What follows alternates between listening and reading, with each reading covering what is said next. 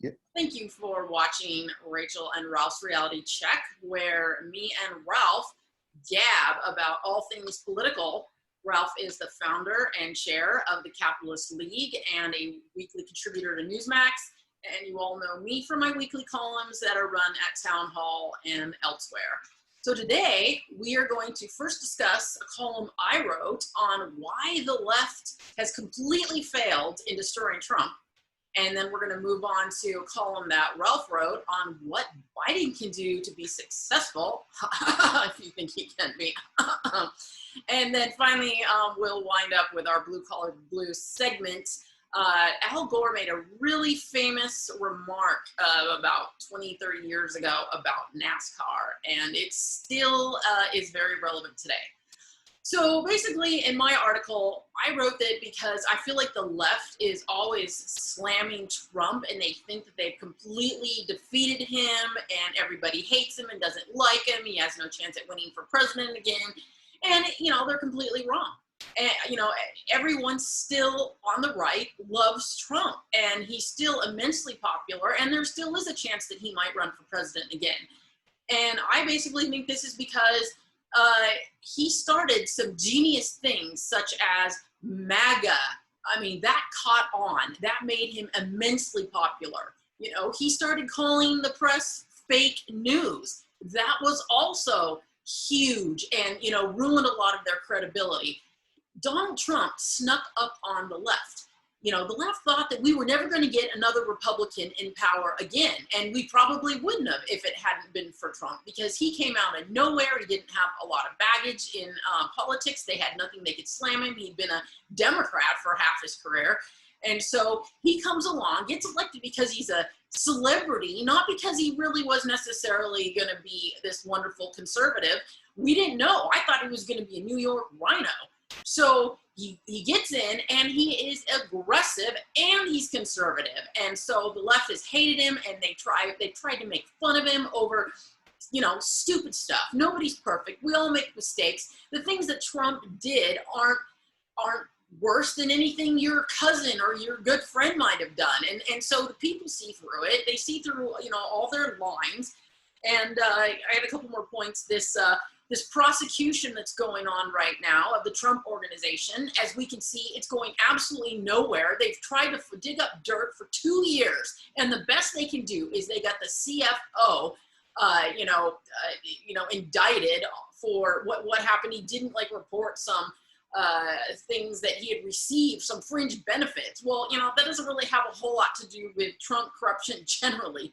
And finally, even if Trump doesn't run for president again, he's got his son, who I think is actually more clever than the father. He doesn't say things that are going to get him slammed on Twitter. You know, he is a force to be reckoned with. So how much of my analysis did you agree with, Ralph? None of it, Rachel. First of all, I was never a never Trumper, and I was never a forever Trumper like you. And so I always, in fact, I wrote in my life partner as my presidential candidate, both in 2016 and 2020, because she is clearly the best equipped person to govern the United States of America, if not the world. Unfortunately, she lost something like 150 million to 1, and we are still paying the price of that. But the point here is that I was not hostile to Trump, but I was kind of skeptical but hopeful that he would prove to be prove to be an asset rather than a liability. And so far as I could tell going along, I had high hopes. He had drizzled a few comments backstage, so to speak, or in tiny venues, praising the gold standard. And as you know, the gold standard is my signature issue, and I think the gold standard, correctly done, would be a wonderful force for equitable prosperity, as it was for about 175 years in American history, but it's unfashionable. And so it's not something that I'm pushing, but when Donald Trump was the only candidate out there saying nice things about it, I was like, well, maybe he'll do the unexpected. He's really good at doing the unexpected and pivot us toward the equitable prosperity that a good monetary policy might bring our way. As it turns out, because I'm a pragmatist, I'm not a enthusiast. I've worked in or with 3 White Houses, and I've worked closely with Congress, actually getting legislation passed. Worked with 2 executive branch agencies, in one and with the other, and I've worked with many of the think tanks in Washington, and I've written and published over 1 million words of op-eds in places like Forbes and Newsmax and Townhall. I'm not a regular like you, but I'm an occasional freelancer there, and the Huffington Post and USA Today. And so, I've spent a lot of time thinking about these matters. And Donald Trump gets good marks for his judicial appointments. All of my friends who are into the judiciary assure me that he did a great job there, particularly at the district and circuit court level. He's highly praised by my friends who are either anti-regulatory or they want moderate regulation, so you don't have OSHA coming in and shutting down businesses because the rungs on their ladders are 6 inches apart instead of 5.5 inches apart. So there can be and have been some abuses when it comes to the regulatory state and the administrative state. So I saw him get good marks on that. But I'm an original gangster supply sider, and when you just crunch the numbers, Donald Trump had the worst record of economic growth over his tenure of the last 7 presidents. And so for all of his, and he did some really, really bad things like his tariffs and so forth. But whether you agree with the things like tariffs, and as I don't, or with the deregulation as I basically do, there's no questioning the fact that his economic growth record was the worst of the last 7 presidents. So I'm a Reagan guy. I served in the Reagan White House. He turned around stagflation and made the economy hum. Then his vice president, George H.W. Bush, reneged on his read my lips, no new taxes pledge, plunged the economy into a recession, and then lost the election to Bill Clinton, who stuck with, for the most part, supply side doctrine. He did raise the top marginal income tax rate somewhat, not draconianly, and I wish he hadn't done it at all. But he cut the capital gains rate, he reformed welfare, and he provided for more robust free trade, all of which sent the economy soaring toward 4%. So that was really great. So you had Reagan was great, Bush 1 was bad, Clinton was great, Bush 2 was bad, and then Obama was mediocre, and Trump was the worst of the 7. So forgive me for not being, for not being on the Trump train, but his record in economic growth and particularly equitable prosperity, meaning the rising tide lifting all the boats and workers growing at least as fast as investors, his record just doesn't bear that out. Now, I do give him credit for not starting World War III, which I was convinced Hillary Clinton would have had she been elected. She was bellicose. I considered her to be kind of pugnacious, and I could see her, insulting Putin by calling him Hitler, which you just don't do. Hitler was a really bad guy. Putin's just an authoritarian, and so I gave some credit for. I gave Trump credit for being a peace president, but I couldn't give him credit for being a prosperity president. And boy, was he weird when taking all 4 sides of every issue. You just never knew what he was going to say yet. It was such a relief when they took away his Twitter privileges. So I think your adulation of Donald Trump is cute but overdone. Okay, well, fair enough. If you are only going to look at the economy as a measure, then, I could see why you would have some objection. But I'm looking at the whole package, everything that Trump has done. And I just saw a poll recently that said that the average American right now thinks they're way better off than they've been in years. So even if you look at negative factors regarding the economy, the average American thinks they're doing better than ever. So, I don't think the left has destroyed Trump. They haven't destroyed his reputation. You might be able to, you know, nitpick parts of his record. Granted, that's fair. But overall, I think he's just been a resounding success in the eyes of most Republicans. You're absolutely right about that. You know, that most Republicans revere Donald Trump. I actually wrote a column about it today called Covfefe, which we'll talk about next week. But there is no question in mind that you are part of the Republican mainstream, Rachel, in your admiration for Donald Trump. And you are not just a Republican in name only. You are a Republican through and through. So I understand you're in the mainstream of the Republican Party on this, and I'm not in the mainstream of either the Republicans or the Democrats. You know, the Democrats that are dominated by the progressives, and unless you hate Donald Trump enough, then you are a pariah. And I don't hate Donald Trump, and I don't love Donald Trump. I'm like, okay, next. And speaking of next, maybe now is the time for us to talk about President Biden. And your admiration for President Biden. And my guarded admiration for President Biden. I consider him to be a very skilled politician who's been dealt a very difficult hand. By the way, I give Trump credit where due, for having pushed Operation Warp Factor through and getting the vaccine, the COVID vaccine, all invented and approved by the regulators and ready to go. And then Joe Biden picked it up and rolled it out, and basically between the two of them, they broke the back of the pandemic. I'm a little worried about the Delta virus. I hope it stays broken, but I'm vaccinated.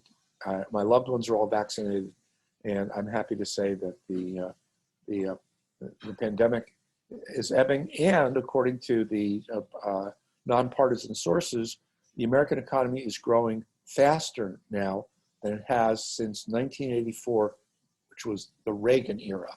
So, and I just have to add, if you're worried about the vaccines, the U.S. is copying Saudi Arabia in a lot of the way it's implementing and addressing the vaccines and, anything related to COVID. So you've got a model right there that the Democrats are marching right down.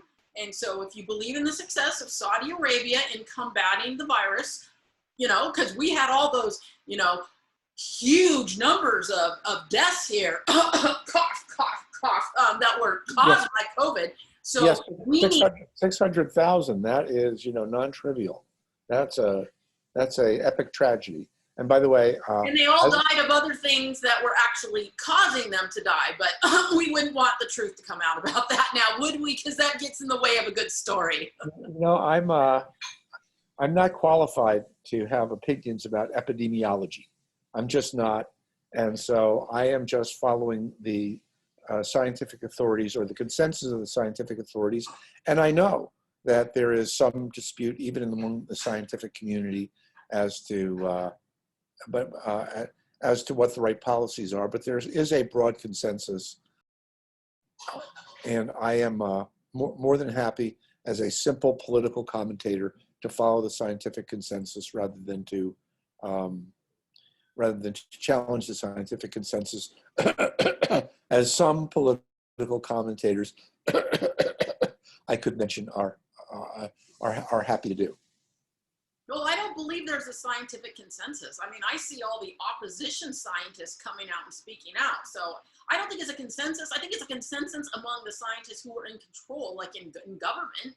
Sure, maybe they're all going along with the flow, but there are enough dissidents out there that this is not something that I'm just going to blindly accept and go along with it.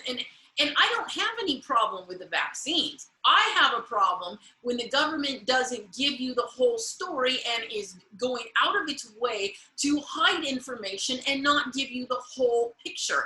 We're up to something like 6,000 people have died from the vaccine here in the United States, but you don't have the media with screaming headlines about that every day. That was buried on the CDC's website.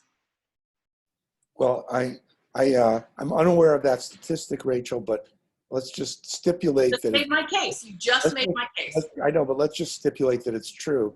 6,000 deaths out of 60 million vaccinated.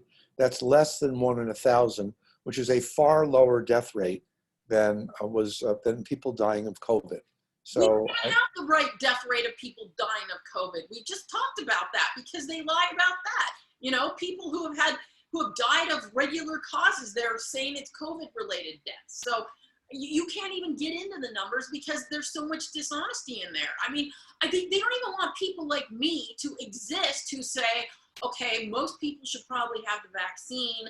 You know, I think it should be up to them. I'm not anti-vaccine. I'm not even allowed to say that. They just write me off as some conspiracy freak just because I want to let people have the full truth, know the numbers of people who have died from the vaccine. I think that should be very important information out there, especially if you're like some young person who's perfectly healthy and you die of the vaccine. That needs to get out there. well, that's an anecdote, and I'm all in favor of. I'm all in favor. Anecdote? You can't call 6,000 people an anecdote.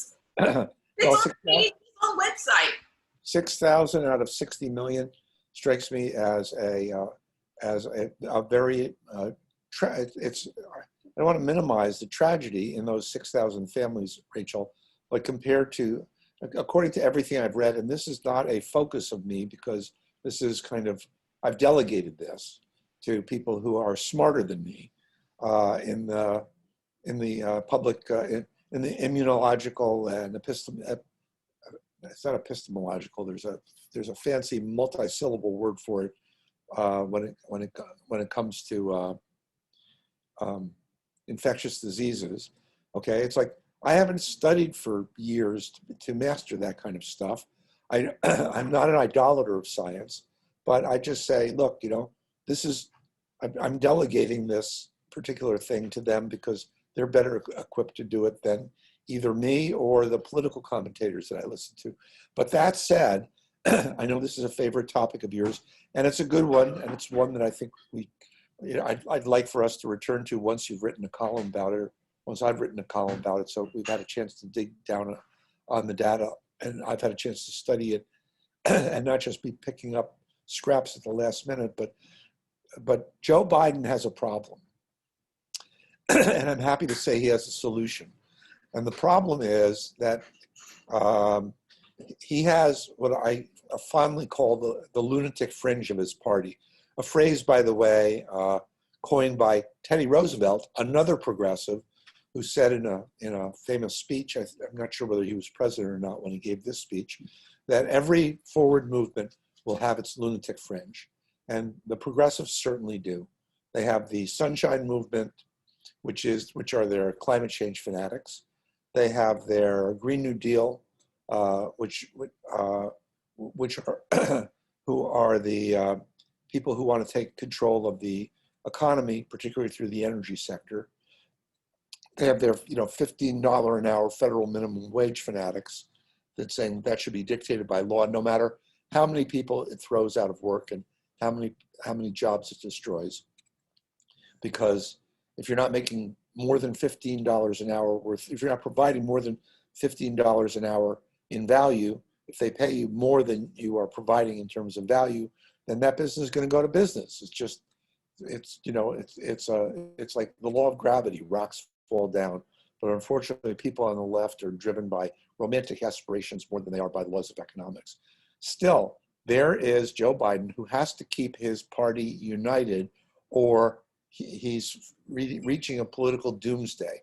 If his base, the Democratic Party, fractures, and the hard left of his base, to the left of Bernie Sanders, is very fractious, and they know that in about 540 days, the Republicans are likely to take a majority, at least in the Senate, maybe in the House and Senate, and their dreams of radical change in terms of economic policy, climate policy, social justice policy, and racial policy will be stymied.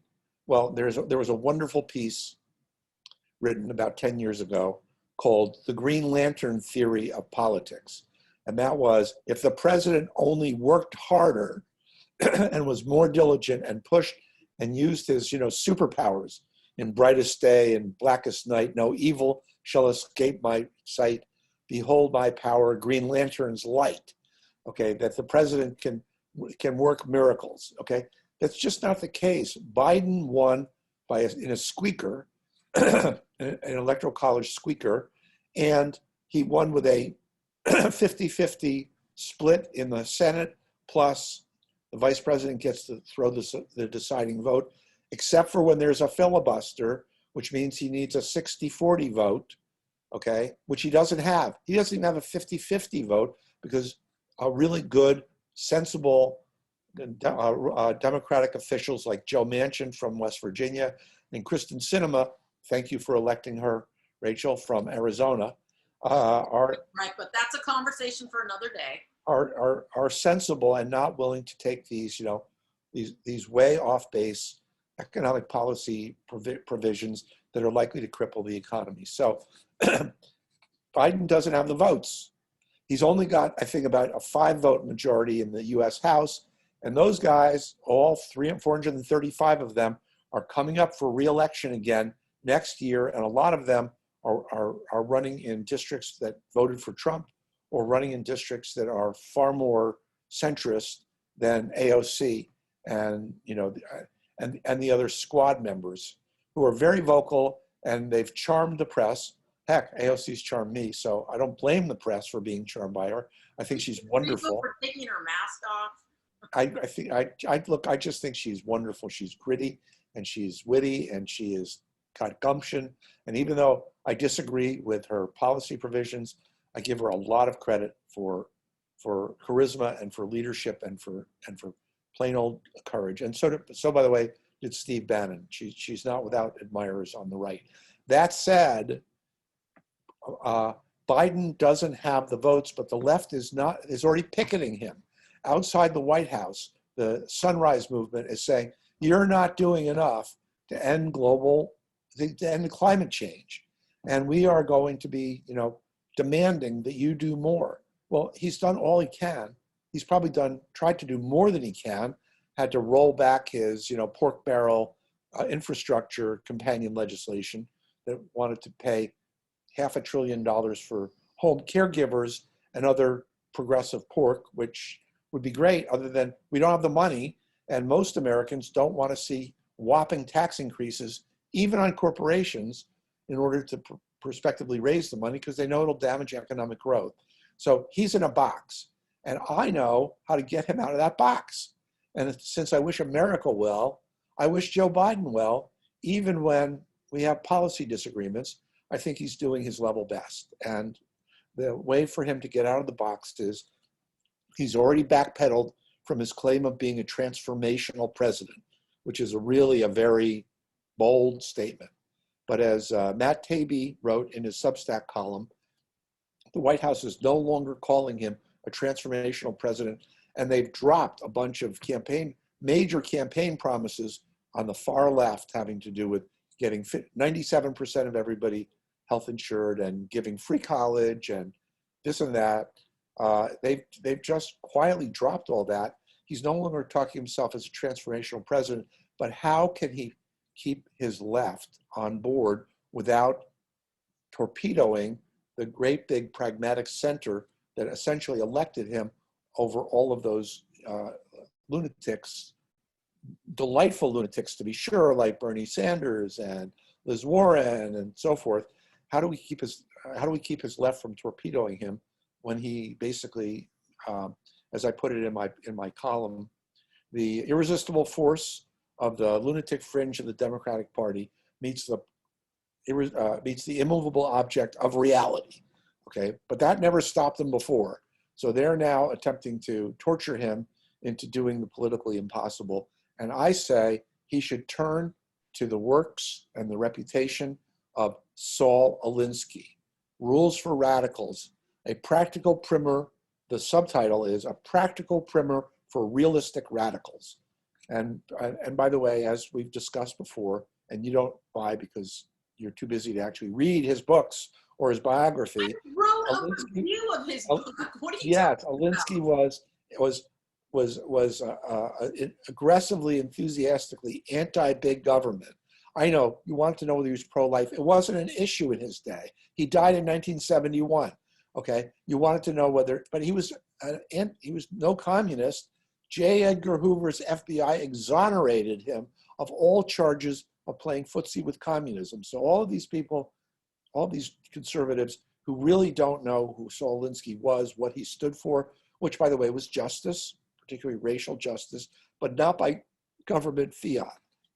He believed that we, the people in the community, in a very Tea Party kind of way, should stand up and pressure the racists, companies back then like Kodak, who refused to hire blacks for skilled jobs and promote them into management and executive positions, a bunch of department stores that would refuse to that marginalized blacks and would not bring them into management either. He said to Sergeant Shriver, I haven't saved the blacks, nor would I, if I could, okay? It's up to them to save themselves. I will teach them, I will give them the tools so that they can stand up for their own dignity and their own rights, which is what he called community organizing. And it's what he did. He taught people to be effective civically in terms of asserting their rights. And I assert that Saul Alinsky was the Tea Party before there was a Tea Party. He anticipated the Tea Party, hated big government, taught the people better than the Tea Party leaders did how they can stand up for their natural rights. So if Joe Biden were to pivot from being a transformational president to being a practical radical or a radical pragmatist, just like Saul Alinsky, and organized the populace, rallied the populace to fight for their rights the way you and I did back in the days of the Tea Party before it fell off the rails, then he can excite his left, he can satisfy the pragmatic center, and he can then get himself out of this political straitjacket, like the political Houdini that I believe he could be or is, and then go on to building back better. So Saul Alinsky is the solution to Joe Biden's problem. Over to you, Rachel. Well, so basically what I'm getting out of what you're saying is it's good news for conservatives, which is that if you're fearful of a radical agenda being implemented by Biden, it's probably not going to happen because of this back and forth between the two wings of the party. It's going to keep him, from getting any of this radical stuff passed into law. Not any of this radical stuff. He will give them little symbolic victories here and there, which I've written against in my column. When he closed down the Keystone XL pipeline, that was a victory for the environmentalist left. And it was a minor, tiny, eensy-weensy setback for the economy. But I don't want any setbacks for the economy. But if you look at the big picture, all the things that really matter in terms of security. Look, Mr. Adams just won the mayor of New York City, former cop and totally anti-defund the police, okay? The number 2 candidate in their ranked voting was the former sanitation commissioner, a Hispanic. Neither one of these people, they're both center-left social democrats. Neither one is a democratic socialist. Neither one of them is a aggressive progressive. So I'm less hysterical than a lot of my less conservative than me friends because I believe in the people. And I also believe in Herb Stein's law, which says that which cannot continue won't. So all of these goofy ideas that are coming out of the progressive movement, they're all very either rapidly within 6 months, the vast majority of them, and the worst of them, like the wealth tax, are grinding to a halt. So we live in a center-right country. There's only so much playroom that Biden can give his hard left faction without his popularity collapsing. He's smart enough to know what that is. And so I think that all of the terror that we're about to turn into a a Stalinist, Marxist, Maoist dictatorship is way overdone. That's great news. And since we are out of time, instead of going into a whole segment about blue collar issues, I just want to leave everybody with a statement that Al Gore made 20 to 30 years ago about NASCAR, where he was trying to pretend that he was one of the rest of us, but in reality, we all know he is a wealthy elitist. He said, "Who amongst us does not love NASCAR?" And that grammatically tortured phrase has been remaining in people's psyche for years. And I don't think things have changed a lot, but we don't have time to get into that. So thank you everybody for watching, and tune in to hear us next week. Thank you, Rachel.